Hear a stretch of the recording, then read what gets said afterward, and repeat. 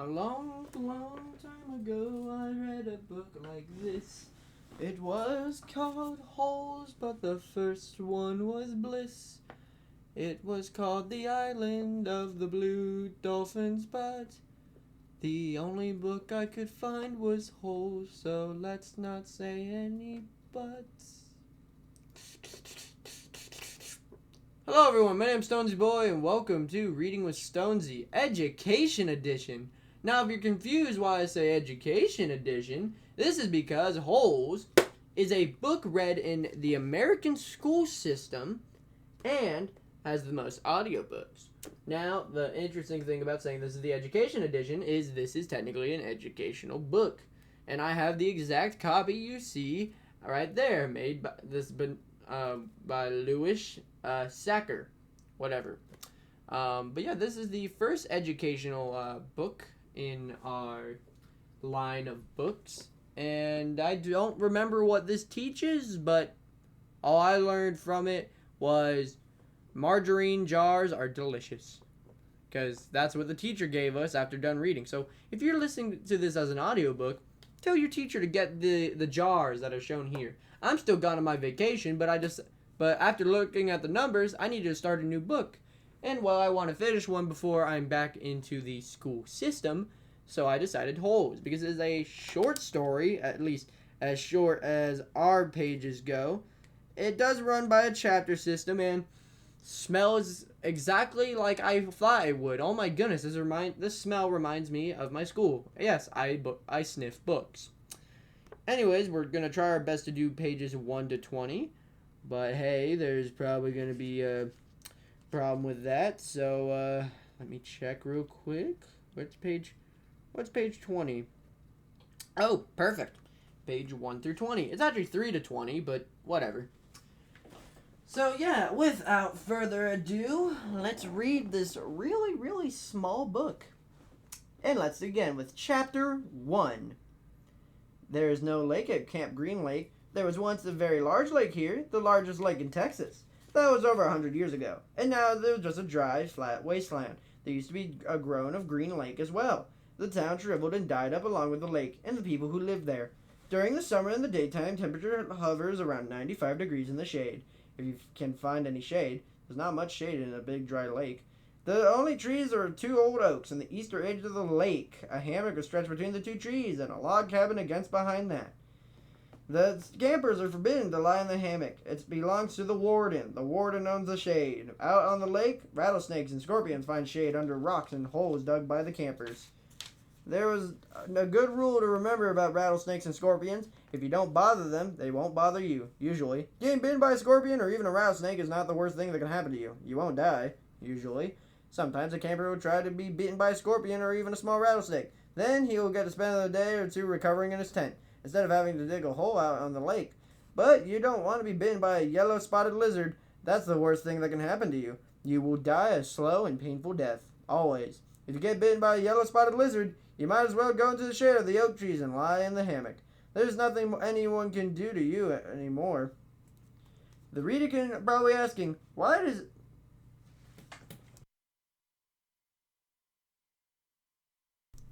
Chapter 2. The reader is probably asking, why would anyone go to Camp Green Lake? Most campers weren't given a choice. Camp Green Lake is a camp for bad boys. If you take a bad boy and make him dig a hole every day in the hot sun, it will turn them into a good boy. That was the some people's thought. Stanley Yenlitz was given a choice. The judge said, you may go to jail or you may go to Camp Green Lake. Stanley's from a poor family. He had never been to camp before. Chapter 3. Stanley Yelnats was the only passenger on the bus, not counting the driver or the guard. The guard sat next to the driver in a seat around facing Stanley. A rifle lay across his lap. Stanley was sitting about 10 rows back, handcuffed to his armrest. His backpack lay on the seat next to him. It contained his toothbrush, toothpaste, a box of stationery his mother had given him. He promised to write to her at least once a week. He looked out of the window, although there wasn't much to see, mostly fields of hay and cotton. He was on a long bus ride to nowhere. The bus wasn't air-conditioned, and the hot, heavy air was almost stifling as the handcuffs.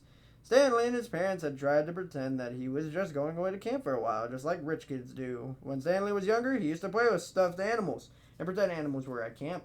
Camp fun and games, he called it. Sometimes he had them play soccer with a marble. Other times he'd run obstacle courses or go bungee jumping off the table, tried to broken rubber bands. Now Stanley tried to pretend he was going to camp fun and games. Maybe he'd make some friends, as he thought. At least he'd get to swim in the lake. He didn't have any friends at home. He was overweight, and the kids at his middle school often teased him about his size. Even his teacher sometimes made cruel comments about it without realizing it.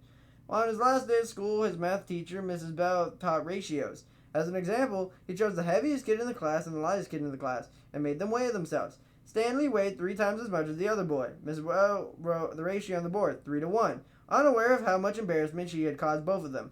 Stanley was arrested later that day. He looked at the guard who sat slumped in the seat and wondered how he'd fallen asleep. The guard was wearing sunglasses, so Stanley couldn't see his eyes. Stanley was not a bad kid. He was innocent of the crime for which he was convicted. He had just been in the wrong place at the wrong time. It was all because of that no good, dirty, rotten, pig-stealing great-great-grandfather. He smiled. It was a family joke. Whenever anything went wrong, they would always blame Stanley's no good, dirty, rotten, pig-stealing great-great-grandfather. Supposedly, he had a great-great-grandfather who had stolen a pig and one-legged gypsy. And then she put a curse on him and all his descendants. Stanley and his parents didn't believe in curses, of course, but whenever anything went wrong, it felt to be good to be able to blame someone. Things went wrong a lot. They always seemed to be in the wrong place in the wrong time. He looked out the window in the vast emptiness. He watched the rise and fall of the telephone wire. In his mind, he could hear his father's gruff voice softly singing to him. If only, the woodpecker sighs. The bark of the tree was a little bit softer, while the wolf waits below, hungry and lonely. He cries on the moon, if only, if only. It was a song his father used to sing to him. The melody was sweet and sad, but Stanley's favorite part was when his father would howl the word moon. The bus hit a small bump and the guard sat up instantly alert. Stanley's father was an inventor. To be a successful inventor, you had to have 3 things: intelligence, perseverance, and just a little bit of luck. Stanley's father was smart and had lots of perseverance. Once he started a project, he would work on it for years, often going days without sleep. He just never got any luck. Every time an experiment failed, Stanley would hear him cursing his dirty, rotten, pig-stealing great-grandfather. Stanley's father was also named Stanley Yelnats. Stanley's father's full name was Stanley Yelnats III. Our Stanley is Stanley Yelnats IV. Everyone in this family had always liked the fact that Stanley Yelnats, his name was spelled frontward and backward. So they kept naming their son Stanley, and Stanley was the only child that was the only other Stanley Yelnats before him. All of them had something else in common. Despite their awful luck, they always remained hopeful. As Stanley's father liked to say, I learned from failure. But perhaps this was some part of verse as well. If Stanley and his father weren't always hopeful, then it wouldn't hurt to do every time their hopes were crushed. Not every day Yelnats had been a failure. Stanley's mother had often pointed out whenever Stanley and his father came too discouraged that they actually started to believe in the curse. The first Stanley Yelnats, Stanley's great-grandfather, had made a fortune in the stock market. He couldn't have been too unlucky. At such time, she neglected to mention the bad luck that befell the first Stanley Yelnats. He lost his entire fortune when he was moving from New York to California. His stagecoach was robbed by the outlaw Kissing Kate Barlow. If it weren't for that, Stanley's family would now be living in a mansion on the beach in California. Instead, they were crammed in a tiny apartment that smelled of burning rubber and foot odor. If only. The apartment smelled the way it did because Stanley's father was trying to invent a way to recycle old sneakers. The first person who finds use for old sneakers, he said, will be a very rich man. It was the latest project that led Stanley's arrest. The bus ride became increasingly bumpy because the road was no longer paved. Actually, Stanley had been impressed when they first found out the great-grandfather was robbed by Kissing Kate Barlow. True, he would have preferred living on the beach in California, but it wasn't kind of cool to have someone in your family robbed by a famous outlaw. Kate Barlow wasn't actually Stanley's great-grandfather. That would have been really cool, but she only kissed the men she killed. Instead, she robbed him and left him stranded in the middle of the desert. He was lucky to have survived, Stanley's mother was quick to point out. The bus was slowing down. The guard grunted as he stretched his arm. Welcome to Camp Green Lake, said the driver. Stanley looked out the dirty window. You couldn't see a lake, and hardly anything was green. Chapter 4. Stanley felt somewhat dazed as the guard unlocked his handcuffs and led him off the bus. He'd been on the bus for over 8 hours. Be careful, the bus driver said as Stanley walked down the steps. Stanley wasn't sure if the bus driver meant for him to be careful going down the steps or he was telling him to be careful at Camp Green Lake. Thanks for the ride, he said. His mouth was dry and his throat hurt. He stepped onto the hard, dry dirt. There was a band of sweat around his wrist where the handcuffs had been. The land was barren and desolate. he could see a few run-down buildings from this tent. Farther away, there was only cabin beneath two tall trees. Those trees were the only plant life he could see. They weren't even weeds. The guard led Stanley into a small building. A sign on the front said, "You are entering Camp Green Lake, Juvenile Correctional Facility." Next to it was another sign that declared that it was a violation of Texas Penal Code to bring guns, explosive weapons, drugs, or alcohol into the premises.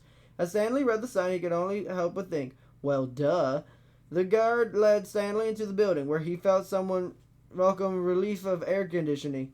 A man was sitting on his feet up on a desk. He turned his head, and Stanley and the guard entered, but otherwise didn't move. Even though he was inside, he wore sunglasses and a cowboy hat. He also had a can of soda, and the sight of it made Stanley even more aware of his own thirst. He waited until the bus guard gave the man some papers to sign. "That's a lot of sunflower seeds," the bus guard said. Stanley noticed a burlap sack filled with sunflower seeds on the floor next to the desk. "I quit smoking last month," the man in the cowboy hat. He had a tattoo of a rattlesnake on his arm. It was a sign of his name. The snake's rattle seemed to wiggle. "I used to smoke a pack a day, and now I eat a sack of these every week." The guard laughed. There must have been a small refrigerator behind his desk, because the man in the cowboy hat produced 2 more cans of soda. For a second, Stanley hoped that one might be for him, but the man gave one to the guard and said the other one was for the driver. 9 hours here, and now 9 hours back, the guard gumbled. What a day. Stanley thought about the long, miserable bus ride, felt a little sorry for the guard and the bus driver. The man in the cowboy hat spat sunflower seed shells into the waste paper basket. When he walked down the desk with Stanley, "My name is Mr. Sir," he said. "Whenever you speak to me, you must call me by my name. Is that clear?" Stanley hesitated. Yes, Mr. Sir," he said, though he couldn't imagine that was the only man's name. "You're not in the Girl Scouts anymore," Mr. Sir said.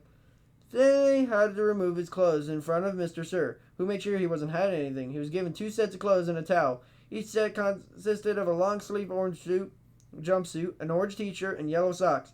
Stanley wasn't sure if the socks had become yellow originally. He had also given white sneakers, an orange cap, and a canteen made of heavy plastic, which unfortunately was empty. The cap had a piece of cloth sewn to the back of it for neck protection. Stanley got dressed. The clothes smelled like soap. Mr. Sir told him he should wear 1 set to work and 1 set for relaxation. Laundry was done every 3 days. On that day, his work clothes would be washed. Then the other set would become his work clothes, and he would get clean clothes to wear while resting.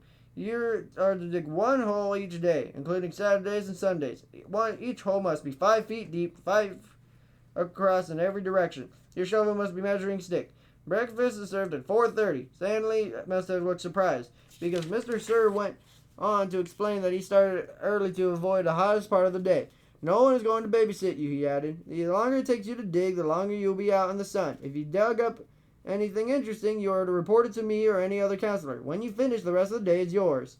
Stanley nodded to show he understood. "This isn't Girl Scout camp," said Mr. Sir. He checked Stanley's backpack and allowed him to keep it. Then he held Stanley outside into a blazing heat. "Take a good look around you," Mr. Sir said. "What do you see?" Stanley looked across the vast wasteland. The air seemed much thick in the hay and dirt. "Not much," he said, and then hesitantly said, "Mr. Sir." Mr. Sir laughed. "You see any guard towers?" "No." "How about an electric fence?" "No, Mr. Sir." "There's no fence at all, is there?" "No, Mr. Sir." "You want to run away?" Mr. Sir asked him. Stanley looked back at him, unsure what he meant. "If you want to run away, go ahead. Start running. I'm not going to stop you." Stanley didn't know what kind of game Mr. Sir was playing. "I see you're looking at my gun. Don't worry. I'm not going to shoot you." He tapped his holster. "This is for yellow-spotted lizards. I wouldn't waste a bullet on you." "I'm not going to run away," Stanley said. "Good thinking," said Mr. Sir. "Nobody runs away from here. We don't need a fence. You know why? Because we've got the only water for 100 miles. You want to run away? You'll be a buzzard food in 3 days." Stanley could see some kids dressed in orange and carrying shovels dragging themselves towards the tents. "You thirsty?" asked Mr. Sir. "Yes, Mr. Sir," Stanley said gratefully. "Well, you better get used to it. You're going to be thirsty for the next 18 months. Chapter 5. There were 6 large great tents. Each one had a black letter on it, A, B, C, D, E, or F. The first 5 tents were for the campers. The counselor slept in F. Stanley was assigned to D tent. Mr. Pendensky was his counselor. "My name is easy to remember," said Mr. Pendensky, as he shook his hand with Stanley just outside the tents. 3 even words. Pen, dance, key. Mr. Sir returned to his office. Mr. Pendensky was younger than Mr. Sir, but not nearly as scary looking. The top of his head was shaved so close that it was almost bald, but his face was covered in a thick, curly black beard. His nose was badly sunburned. "Mr. Sir isn't really so bad," said Mr. Pendensky. "He's just been in a bad mood ever since he quit smoking. The person you've got to worry about is the warden. There's really only one rule in Camp Green Lake: don't upset the warden." Stanley nodded as if he understood. I want you to know, Stanley, that I respect you, Mr. Budensky said. I understand that you made some bad mistakes in your life, otherwise you wouldn't be here. But everyone makes mistakes. You may have done some bad things, but you never say you're a bad kid. Stanley nodded. It seemed pointless to try to tell his counselor why he was innocent. He figured that everyone probably had said that, and he didn't want Mr. Budensky to think he had a bad attitude. I'm going to help you turn your life around, said his counselor, but you're going to have to help too. Can I count on your help? Yes, sir, Stanley said. Mr. Budensky said, good, and patted Stanley on the back. Two boys each carrying a shovel were coming across the compound. Mr. Budensky called to them. Rex, Alan, I want you two to say hello to Stanley. He's the newest member of their team. The boys glanced weirdly at Stanley. They were dripping with sweat. Their faces were so dirty that it looked like Stanley for a moment to notice that one kid was white and the other black. What happened to Barf Bag? Asked the black kid. Lewis is still in the hospital, said Mr. Budensky. He won't be returning. He told the boys to come shake Stanley's hand or introduce themselves like gentlemen. Hi, the white kid grunted. That's Alan, said Mr. Budensky. My name is not Alan, the boy said. It's Squid, and that's X-Ray. Hey, said X-Ray. He smiled and shook Stanley's hand. He wore glasses, but they were so dirty that Stanley wondered how he could see out of them. Mr. Budensky told Alan to go to the rec hall and turn the other boy to meet Stanley. Then he led him inside the tent. There were 7 cots, each one less than 2 feet and one next to it. Which was Lewis's cot? Mr. Budensky asked. Barf Bag slept here, said X-Ray, kicking at one of the beds. All right, Stanley, that'll be yours, said Mr. Budensky. Stanley looked at the cot and nodded. He wasn't particularly thrilled about sleeping in the same cot that had been used by somebody named Barf Bag. 7 crates were stacked into 2 piles on one side of the tent. The open end of the crates faced outward. Stanley put his backpack, change of clothes, and towel in what he used to Barf Bag's crate, and at the bottom of the stack had been 3 in it. Stood to turn to the other 4 boys. First 3 were introduced to Mr. Budensky as Jose, Theodore, and Ricky. They called themselves Magnet, Armpit, and Zigzag. They all have nicknames, explained Mr. Budensky. However, I prefer to use the names their parents gave them. The names the society will recognize them by. When they return home, become useful and hard-working members of society. It wasn't just a nickname, X-Ray told Mr. Budensky. He tapped the rim of his glasses. I can see you. I can see inside you. Mom, you're got a big, fat heart. The last boy either didn't have a real name or else he didn't have a nickname. Both Mr. Budensky and X-Ray called him Zero. You know why his name's Zero? Asked Mr. Budensky. Because there's nothing inside his head. He smiled and playfully shook Zero's shoulder. Zero said nothing. And that's Mom, a boy said. Mr. Budensky smiled at him, as if to make you feel better to call me Mom. Theodore, go ahead and call me Mom. He turned to Stanley. If you have questions, Theodore will help you. You got that, Theodore? I'm dependent on you. Theodore spit a thin line of saliva between his teeth, causing some of the other boys to complain that they needed to keep their home sanitary. You were all new here once, said Mr. Budensky, and you all know what it feels like. I'm counting on every one of you to help Stanley. Stanley looked at the ground. Mr. Budensky left the tent, and soon the other boys began to file out as well, taking their towels and change of clothes with them. Stanley was relieved to be left alone. He was so thirsty that he felt he would die if he didn't get something to drink soon. Hey, Theodore, he said, going after him. Do you know where I can fill my canteen? Theodore whirled and grabbed Stanley in the collar. My name's not Theodore, he said. It's Armpit. He threw Stanley to the ground. Stanley stared up at him, terrified. Where's the water spigot on the wall in the shower stall? Thanks, Armpit, said Stanley. He watched the boy turn and walk away. He couldn't get the life of him to figure out why anyone would want to be called Armpit. In a way, it made him feel a little better about having to sleep in a cot that was used by somebody named Barf Bag. Maybe it was a term of respect. Oh, man. Remembering all this stuff, like the names, the characters, and such, it's so rejuvenizing.